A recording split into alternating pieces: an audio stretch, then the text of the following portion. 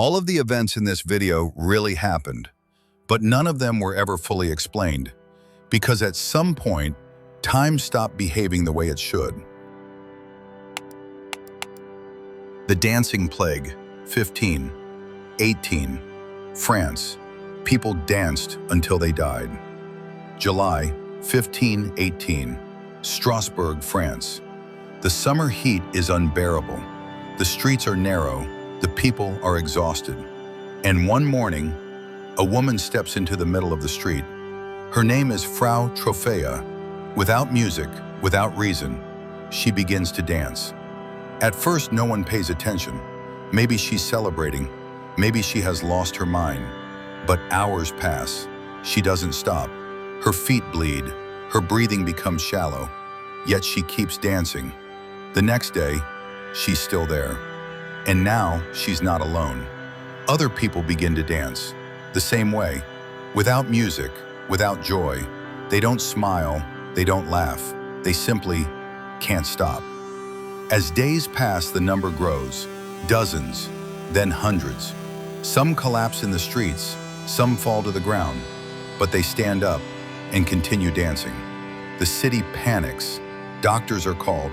Their diagnosis is simple: excess heat in the body. Their solution is worse. The authorities decide if they must dance, let them dance. A stage is built. Musicians are hired. But this only makes everything worse. People dance for days, for weeks. Some collapse from exhaustion. Some die of heart attacks. Some die standing on their feet. And still, they do not stop. Priests intervene. They declare it a curse. The dancers are taken to a mountain shrine. Prayers are spoken. Holy symbols are drawn on their feet. Slowly, the dancing stops. The plague ends. But the answers never come. According to official records, hundreds of people simultaneously, uncontrollably, perform the same behavior. Not by force, not by choice. Some blamed poisonous mushrooms. Some blamed stress and hunger. But none of them could answer one question.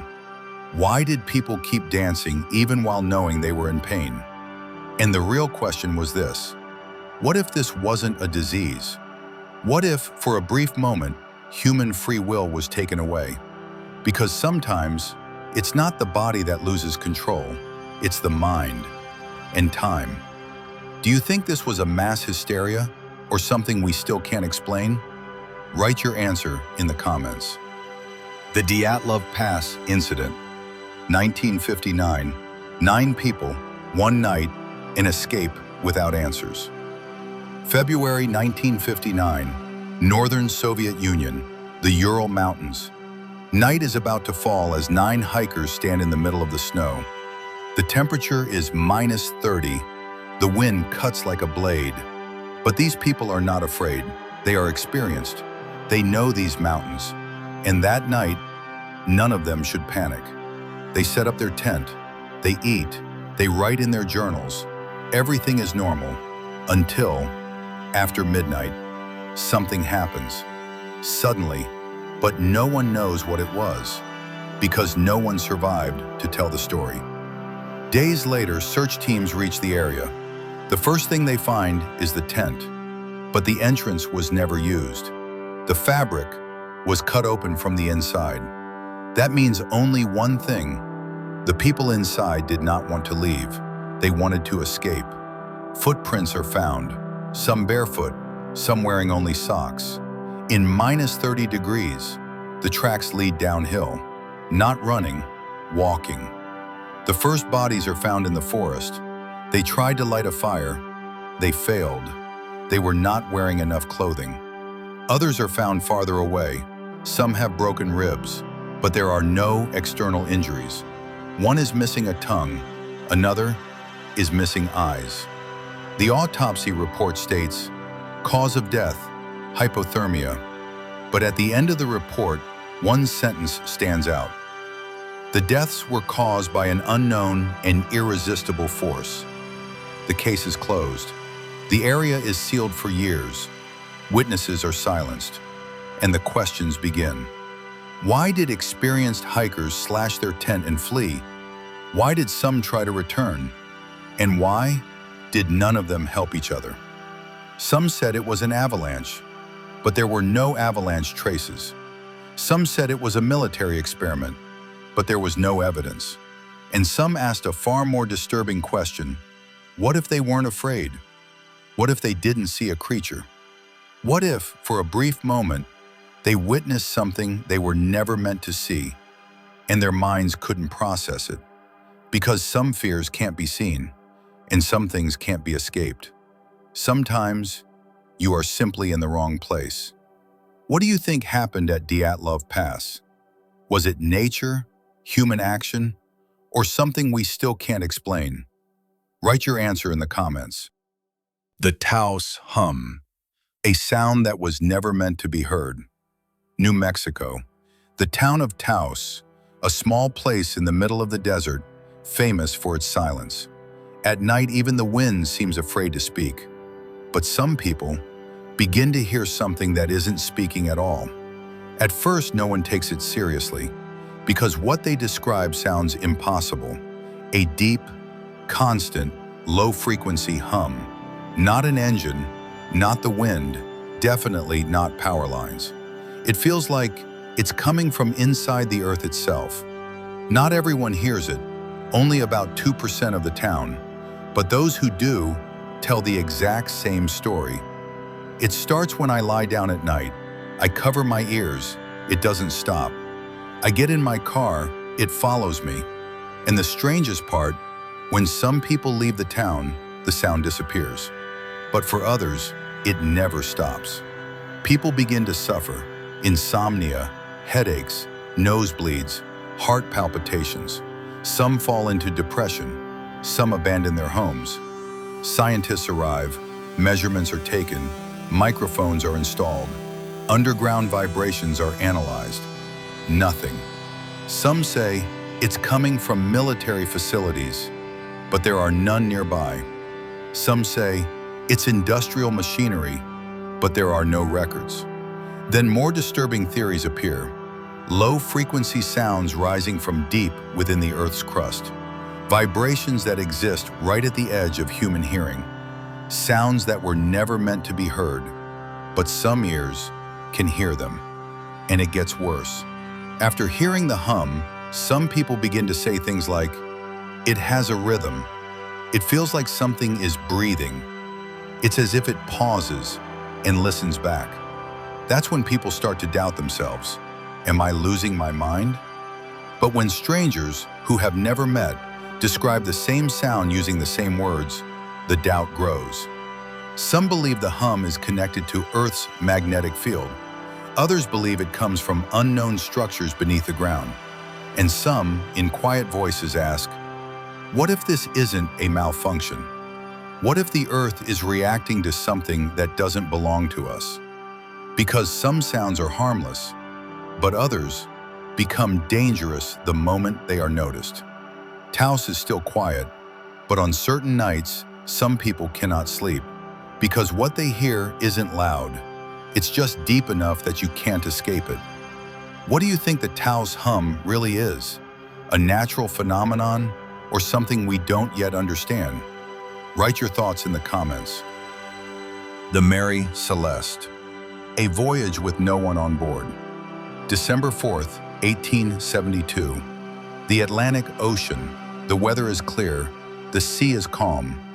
As a ship called Dei Gratia slowly moves forward, another vessel appears on the horizon. Its name is written clearly on the side, Mary Celeste. But something is wrong.